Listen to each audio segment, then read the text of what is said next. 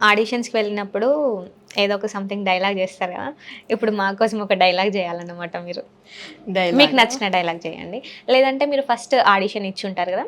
So, ఆ dialogue అయినా పర్లేదు. సార్ పిలిచారు. రేప్ కేస్ నాదే సార్.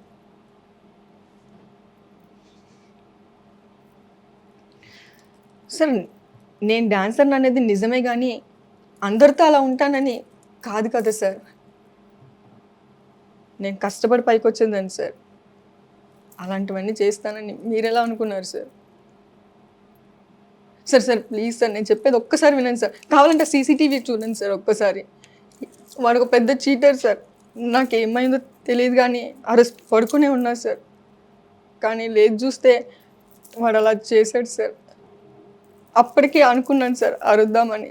కానీ బెదిరించేసాడు సార్. ఏమన్నా మాట్లాడితే అందరికీ చెప్తానని. నిజం సార్. ఒక్కసారి వినండి సార్.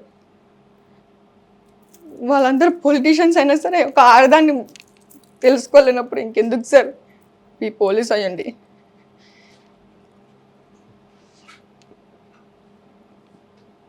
సార్ మీరు పోలీస్ అన్న సంగతి మర్చిపోతున్నారు. ఆడదాన్ని అయితే ఏంటి సార్? మీరున్నదే ఆడదాన్ని రక్షించడానికి కదా. సార్ అలా అనకండి సార్. Please sir. ఒక్కసారి నేను చెప్పేది వినండి సార్.